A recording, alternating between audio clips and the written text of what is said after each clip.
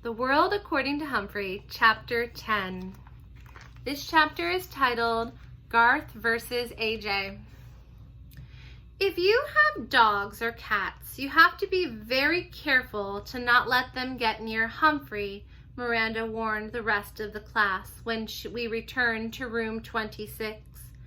You can say that again, I squeaked, but she didn't. I still considered Golden Miranda to be a special friend, and I had a very clean cage to show for my weekend, as well as new respect for rubber bands. But I also decided that even though Miranda is practically perfect, she's a practically perfect person, I was not in a hurry to stay with her again. A.J. raised his hand and Mrs. Brisbane called on him. May I have Humphrey this weekend? We don't have a dog or a cat, he bellowed. Lower your voice, A.J. I'll let you know on Thursday. There may be other students who want Humphrey as well. At least half the hands in the classroom went up as kids started shouting, Me, me! I was quite flattered, but for some reason the whole subject seemed to make Garth mad. Within minutes, he shot a rubber band at A.J. Ouch! A.J. complained loudly.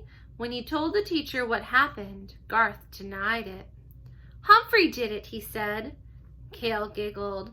Mrs. Brisbane did not. I don't believe a hamster can shoot a rubber band, she said sternly. A lot she knows. The next day, Garth stuck his foot out and tripped Art as he went to sharpen his pencil. I didn't do it. He's just clumsy, Garth protested when Mrs. Brisbane angrily scolded him. The same day, Garth pushed Gale at morning recess. He spent the afternoon recess inside. Garth Tugwell, you're halfway to Principal Morales' office right now. Mrs. Brisbane sounded really angry. Garth just shrugged his shoulders. On Wednesday, Garth sneaked back into the room while Mrs. Brisbane went to the office during recess. And he headed straight for my cage. The two of us were all alone in the room. Hello, rat. Why don't you just run away? Then nobody will take you home on the weekend, he said.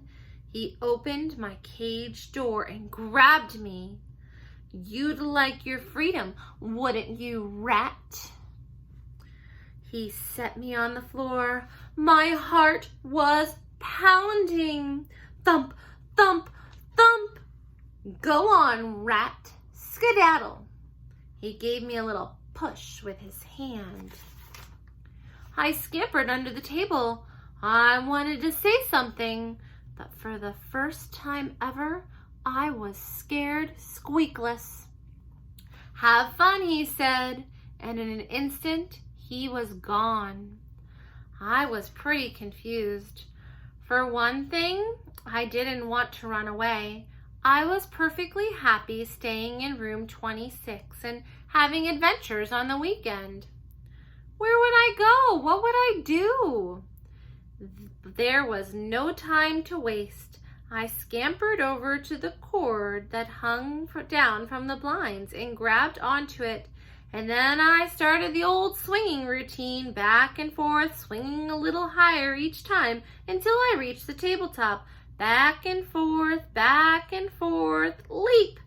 There wasn't time to think about my queasy stomach as I raced to my cage, slamming the door shut behind me.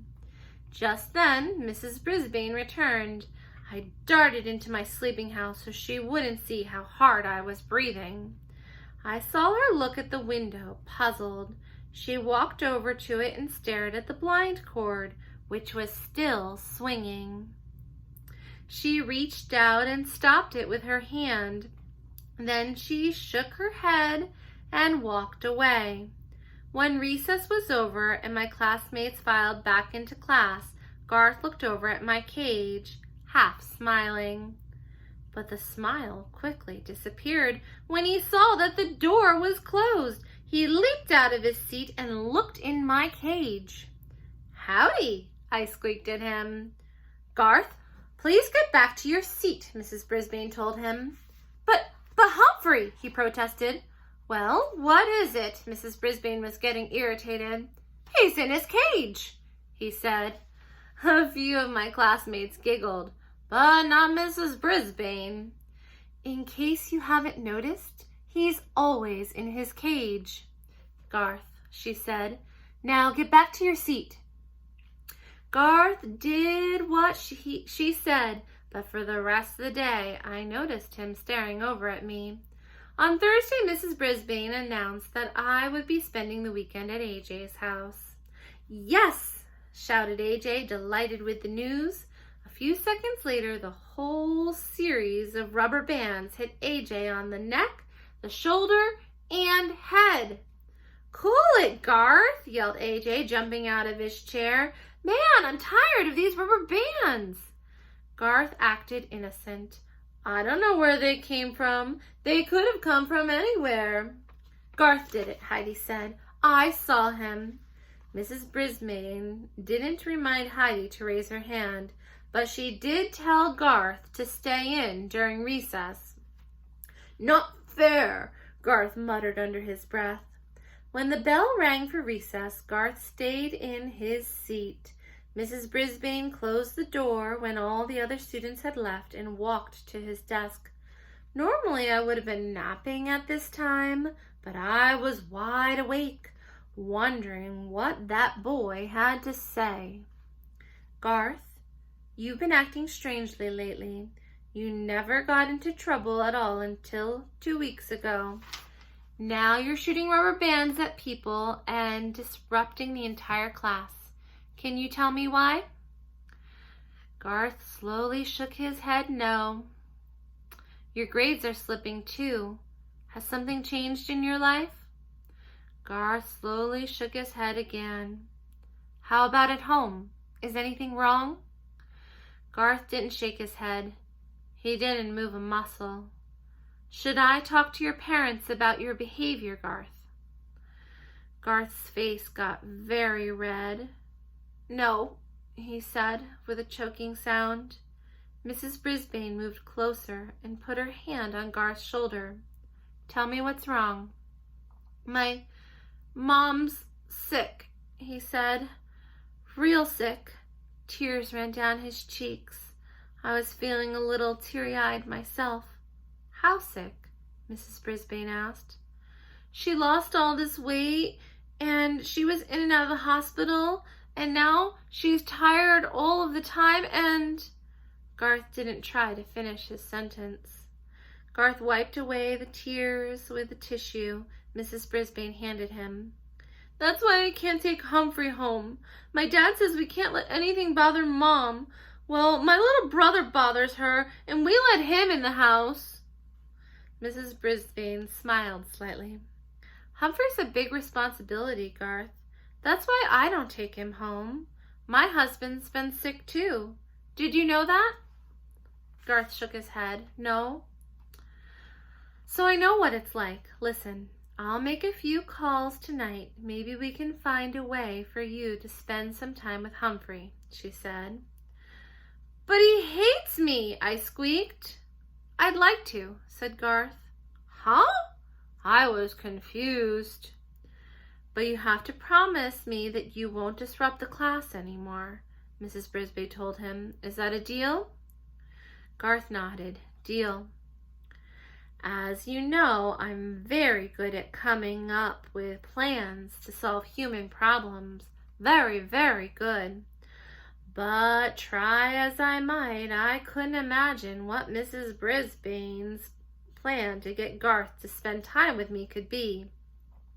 I was still trying to figure it out when Aldo arrived that night. "Humphrey, my man!" he yelled when he opened the door. I almost fell off my wheel. You are the most handsome, intelligent hamster in the world. And I am the luckiest man in the world because I am dating the most beautiful woman in the world. Aldo swept his way towards my cage, then lowered his voice. But don't tell anybody I said so. Not yet. After all, Marie and I have only been out 3 times, but oh, what times we've had. He pulled up a chair and sat very close to me. And it's all thanks to the Moonlighters Club and that clipping over there. He pointed towards the spot where the overhead projector had once stood. And you, I know you had something to do with it. I just can't figure out what. Anyway, don't tell anybody, but someday I'm going to marry Maria.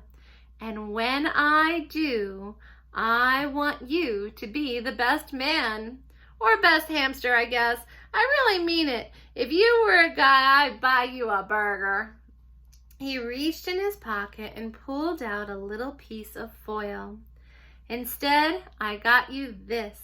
He unwrapped a piece of carrot and put it in my cage. Thank you, Aldo, I squeaked. I wish you lots of happiness. I knew you'd be happy for me, Humphrey. Aldo smiled and then jumped up. Woo! I got so much energy I can clean this room in half the time. I could climb a mountain and not even get tired. I could conquer the world. He leaned forward and grinned through his glorious mustache. Ain't love grand?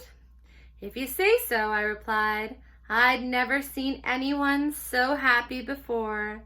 The only thing that would make me that happy would be if Miss Mac came back. She's not coming back. And I'm still stuck with Mrs. Brisbane, and she's stuck with me. Say, what did she mean when she said she doesn't take me home because her husband's sick? Did she mean she would take me home if her husband wasn't sick? I thought about it all night and came up with this answer. No, no, no. She doesn't take me home because she doesn't like me. Maybe I'm lucky after all. Tip 10. Hamsters are incredible acrobats and climbers. They seem to defy the laws of gravity. From The Guide to the Care and Feeding of Hamsters by Dr. Harvey H. Hammer.